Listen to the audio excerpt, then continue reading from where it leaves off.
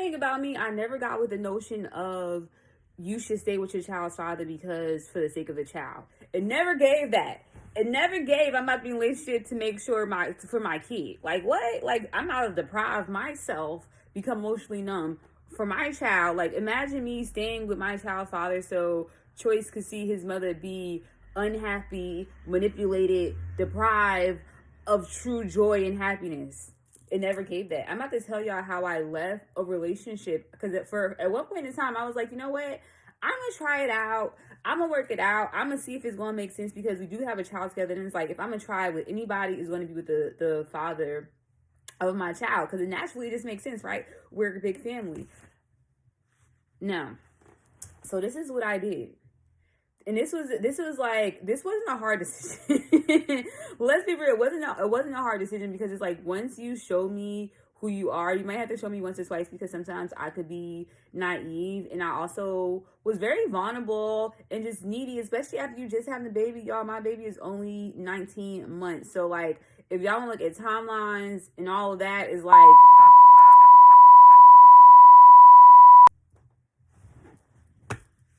literally my baby just got here. He's still new to the world, so it's like, but let's be real, like I left that relationship because I told myself I was not going to be emotionally numb, deprived, insecure, sad in a one-sided partnership. Like I wasn't doing it. I told myself I wasn't doing it. I've seen so many women in my life do it. I'm just like, this is not going to be my story. I'm not going to stick around for this. Like this is just not going to be what I'm going to do.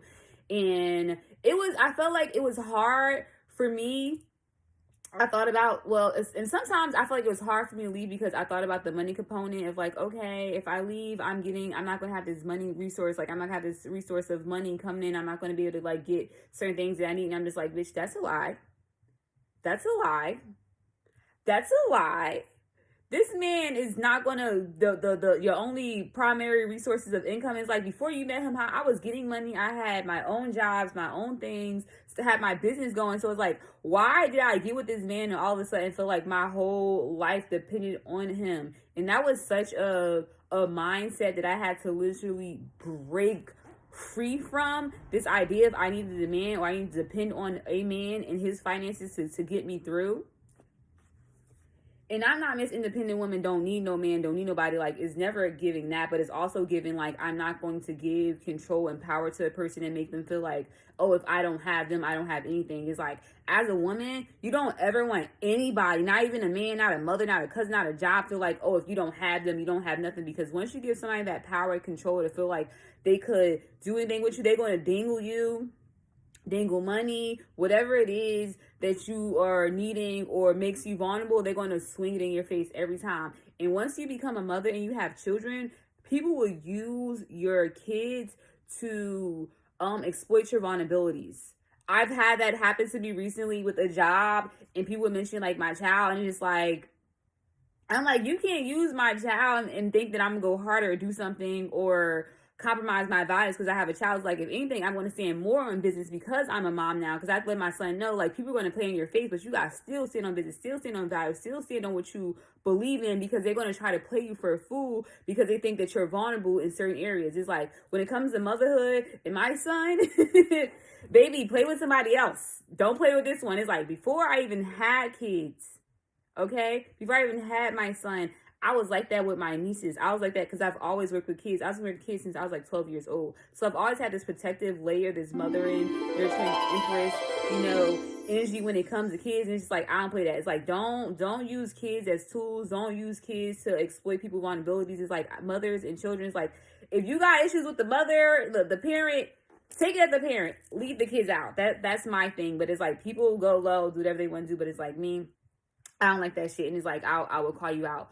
But that's what people do, is like, especially when you're a mother, people are like, well, you got a kid. I know you're going to do this for your kid. I know you want your kid to have this. I know you want your kid to do this. And they're going to try to play on that vulnerability, that sensitivity that you have. And it's like, don't fall for the okie doke, okay? Discernment is always key. But let's get back into me leaving this relationship. So I already knew in some ways I just like it wasn't going to work because like I said, once you did me dirty and it's just like you kind of showed me that like you don't really care about me in that romantic kind of way.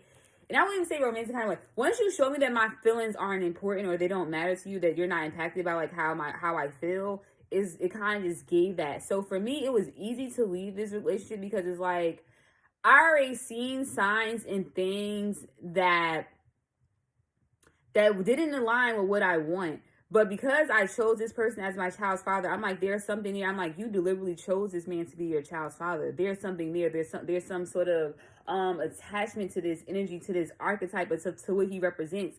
And he represented so much of my own dad. He triggered actually a lot of my father wounds.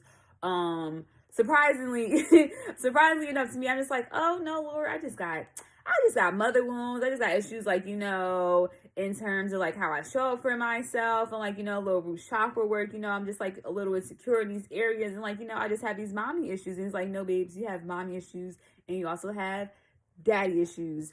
Okay. And when I tell you he exposed every daddy issue, he opened up this abandonment wound that I thought that I had sealed up and closed. Triggered it so hard. And it's so crazy when these things happen and you have children. One thing I will say, having kids will definitely show you in your life where you need to do some healing.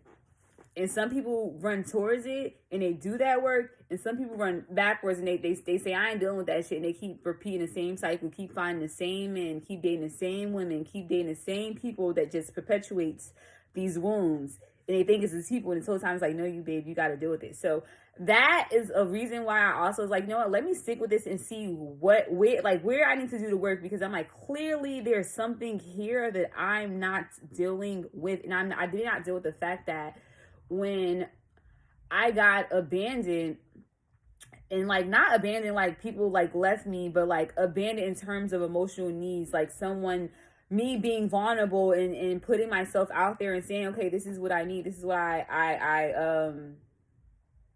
can use support in, and not getting that, being abandoned from that. And it's like my child's father did that a lot. It's like emotionally supportive, not the person. He ran from his own feelings.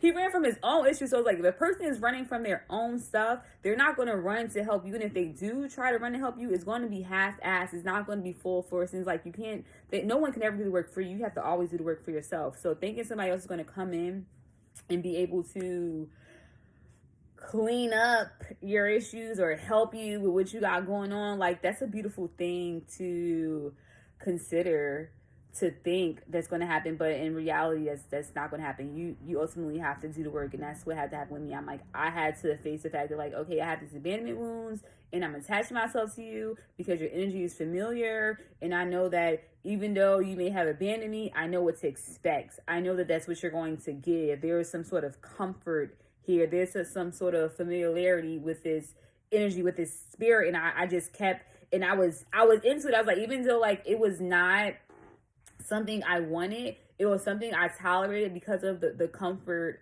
that resided in our connection. And once I realized that, it's so funny, I realized that probably my baby was like 4 months.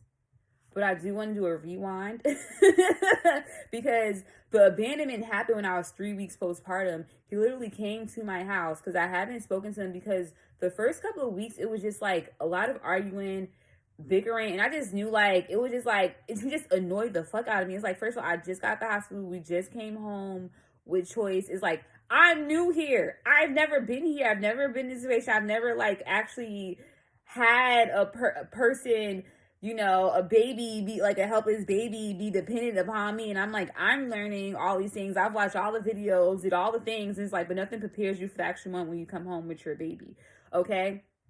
And I was moody. I was also like, just needed help and needed support. It's like, duh, I just came home. I mean, like, of course I'm going to need help and support. So it's like, I'm not going to sit here and justify that. So I think the turning point came in one day. I asked him to like get me some like tea, because I was breastfeeding. I'm still breastfeeding. And I got like the mother's milk tea. And I asked him to get me the tea. And he was on his phone. And he was just like taking his time. I was like, dude, can you go give me the tea? It's like, I want to drink the tea as like I'm breastfeeding. It's like, I need help. And I was asking for help, and it's just like, he was just in his own little world. It was like, was just there. And I was like, nigga, I don't need you. I don't need you here if you're just gonna be here. I don't need somebody to take up space. I need somebody who's gonna actually be here and help me. Like, I need help. Like, I was asking for freaking help. And this had to be like week 2. And it was like, I was over it. I think I cursed him out and I just like went off, and like he had ended up leaving. And to me, in my mind, he was already looking for a reason to leave, to escape, because he was doing other stuff. He was with his other child's mother. So he was already looking, in that little unbeknownst to me, right? He was already doing stuff to kind of to make it to not be available anyway. So it's like looking back at it now and being able to reflect on it now, I'm like, the patterns was showing he was already looking at ways to ease out. So what ended up happening was that 3rd week, he was like, oh yeah, this is not gonna work, you're toxic, projecting all the shit people who don't want to face themselves and do what they should do. It's like, I'm not gonna do this anymore. I'm not gonna come up here and help you. If anything, I'm gonna work things out with my ex. Go ahead and do that.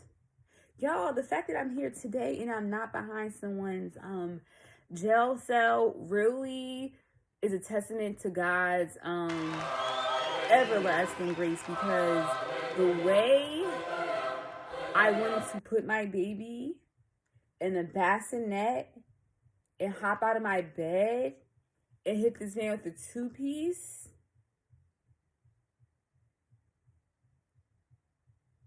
EMT would have been dragging him out of my house.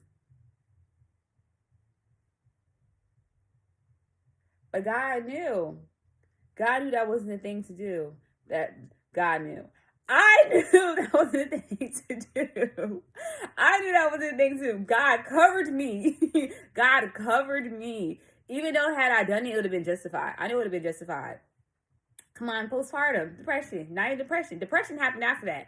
I was in postpartum. It's like, so motherhood, I already was walking into motherhood on shaky grounds because of shit like that. I'm like, all right, cool. When I tell you I used to be sad, I used to be mad, I used to go emotions up and down, all around. It's like, wow. I'm like, this is what we're doing. It's like you literally faked in my face, pretending you wanted to do all these things just to go run off at 3 weeks because you can't handle it. Because you really can't handle this. You put this persona on, you put this face on as if you can handle it, but you really can't handle it. And like, maybe that was me too, like saying, oh, I can handle wishy-washy people like this.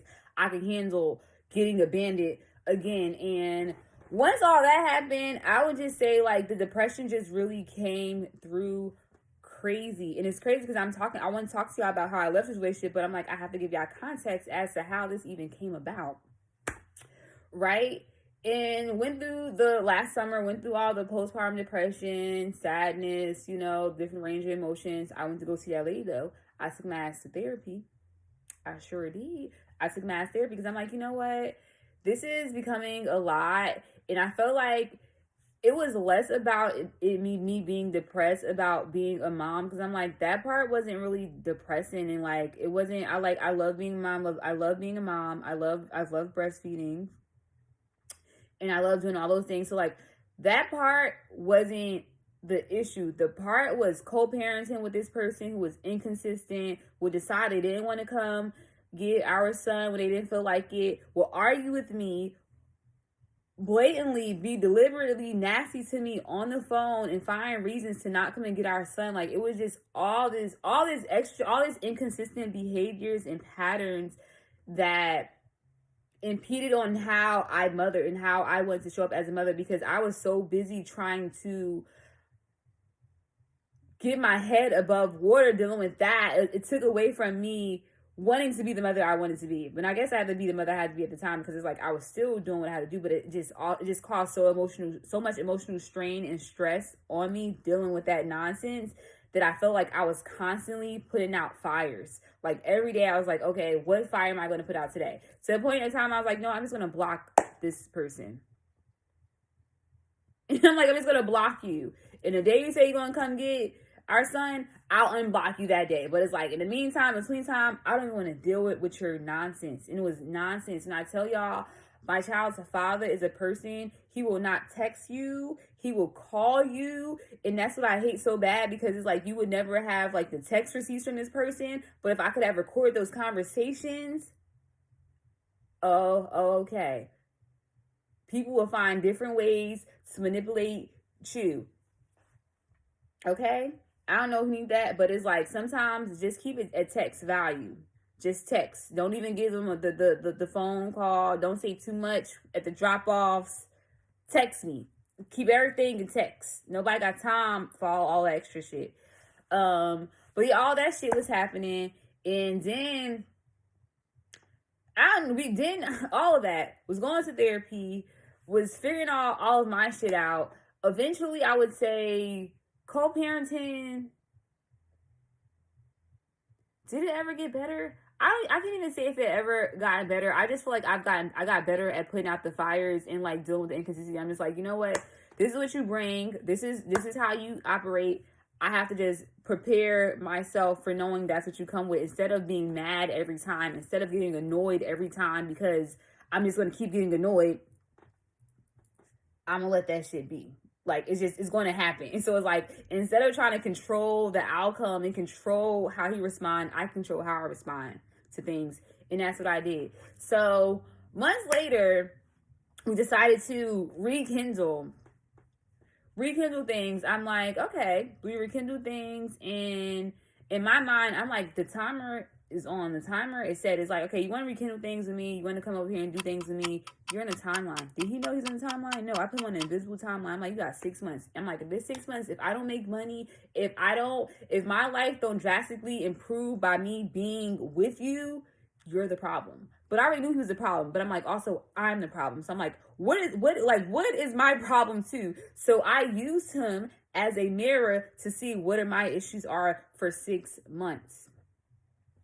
Now, I feel like that may not be easy for everybody. I was very strategic because I'm like, look, there's something here that keeps attracting me to this, that's bringing me back to you. And I'm just like, I need to figure out what that shit is. So when I show up in other relationships, not just romantic relationships in my life, I need to be aware of what energy and what ideas and what mindsets I am carrying. So I'm like, you got 6 months.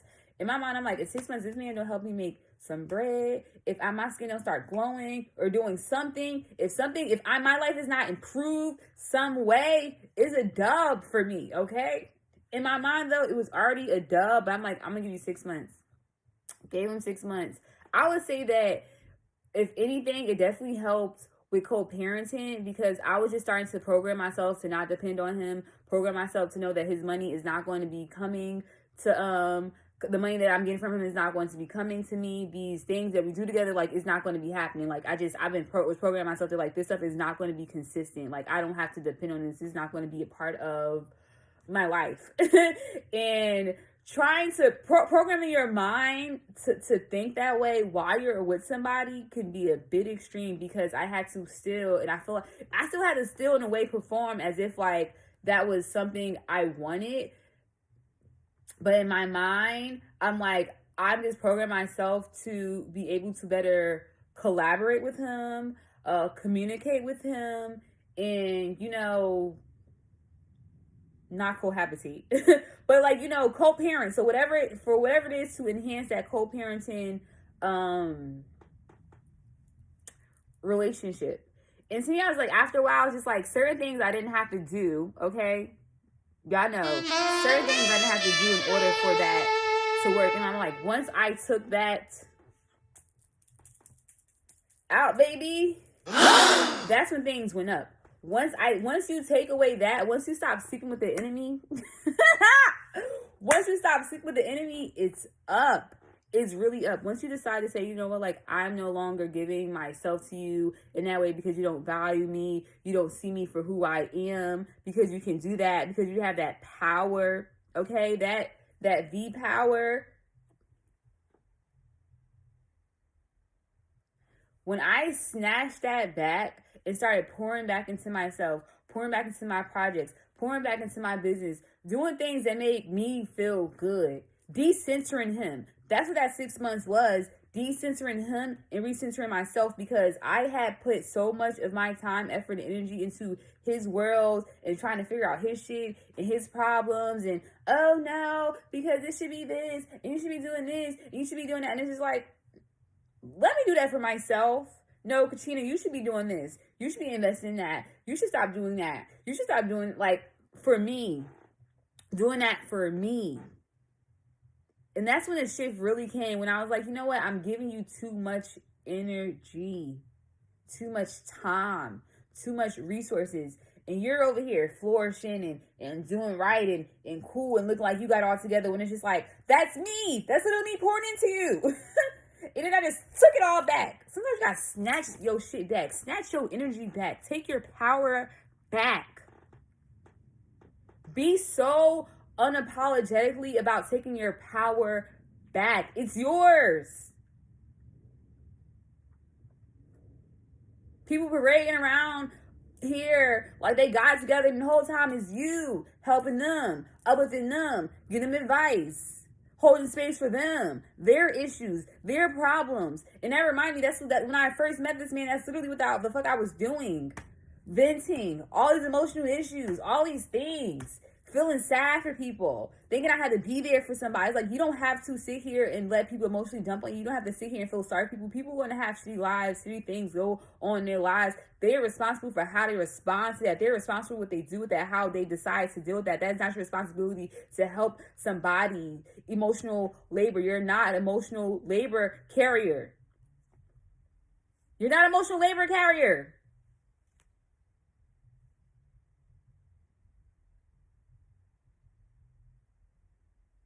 Let people do their own shit.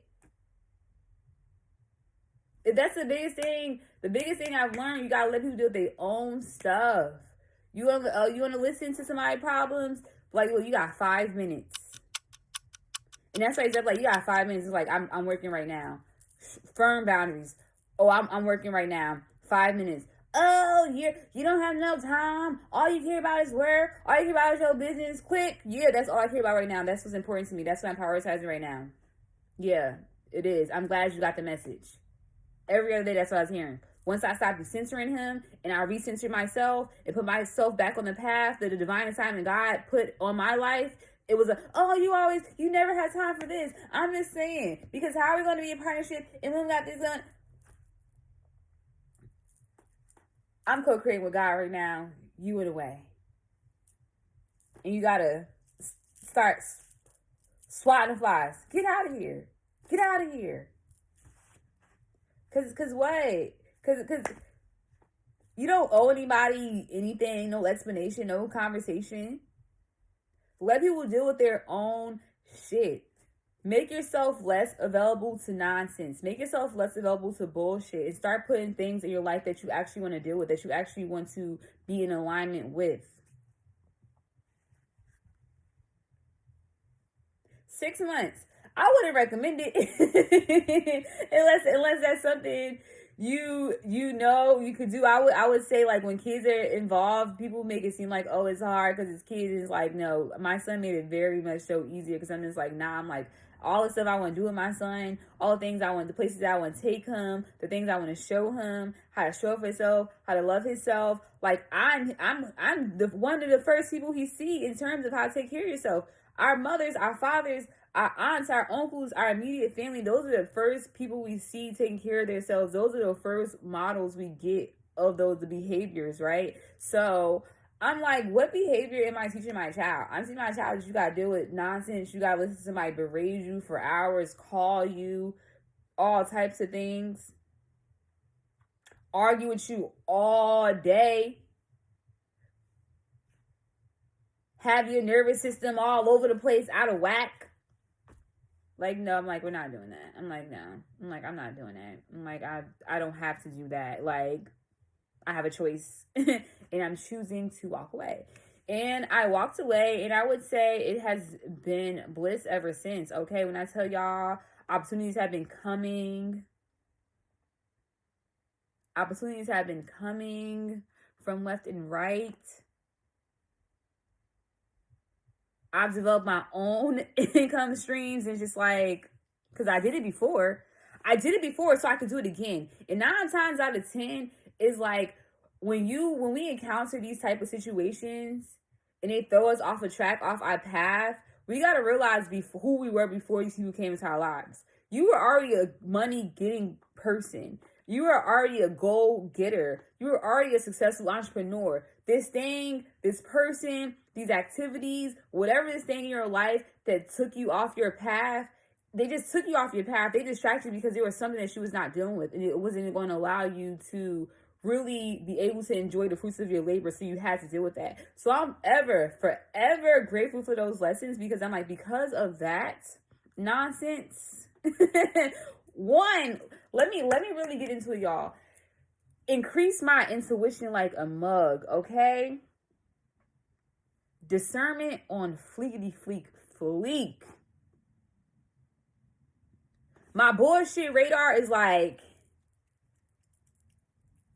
and he helped make my boundaries even more firm. Like, if somebody is bringing me something that I'm not okay with, I'm calling it out straight right there. Nope, I'm good. Not dealing with this. I'm not afraid to hang up a phone call. I'm not afraid to stop dating somebody. I'm not afraid to walk up from a business opportunity that no longer aligns. I'm not saying yes to things I really want to say no to.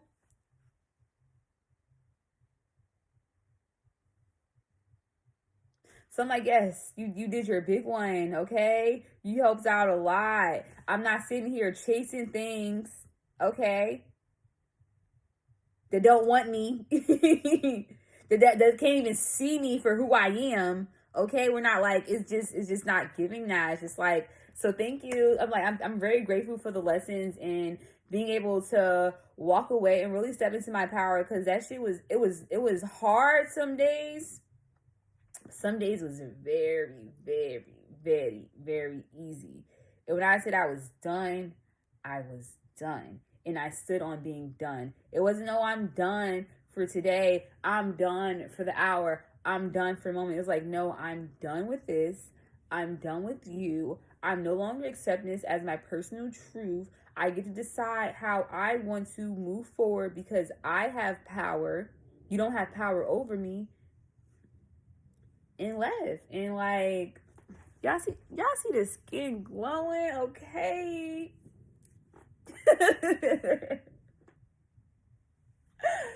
Yeah, but it's like I felt free. Like when I finally decided to walk away, I literally felt the weight lift off of my chest. Like I felt the fucking freedom. Like the shackles came off.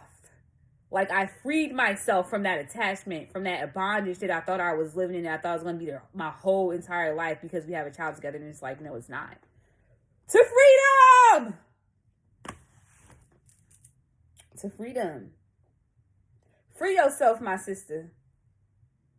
Get your ass about that relationship and go get into your bag. Go get into your beauty. Go get into your abundance because it's your birthright. Stop letting these people, jobs, not just these men, it's these jobs too. It's these friends too. It's these family members too. They can make you feel like your life is limited to just these few things because you picked the path, because you decided to be a mother, or you decided to have multiple kids, or whatever it is you did, or you decided to leave the state that you were born in. You left your hometown. You left the country.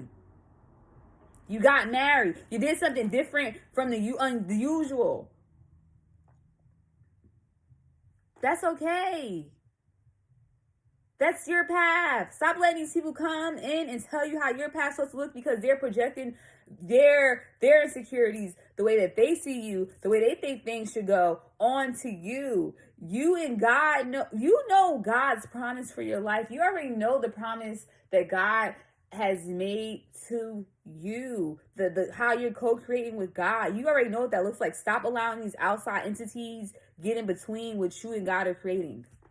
And I'm leaving it at that. Stop letting people, these outside influences, get in between what you and God are creating. And that's it. If y'all take away nothing from this video, stop letting outside influences take away from what you and God are co-creating. That vision is yours for a reason. God put that vision on your heart for a reason. That's your vision. You're the one who's supposed to see it through and walk through that door and keep walking that path. Everybody else ain't gonna see it because it's yours. So don't forget about that promise that God has set on your life, okay? Stop allowing people to get in between you and God's work. And that's all. And if you made it to this video, I love you. You're going to make it through. It might be a little bit of tears. It might be a little bit of conflict. It might be a little bit of hoopla. Block that shit out. God got you. God is going to see you through it. It may feel like it's impossible. It may feel hard. It's going to be hard and uncomfortable, but you're going to make it through. You're going to make it through. Because I'm going to see you on the other side. And I can't wait. And until then, I'll see you later.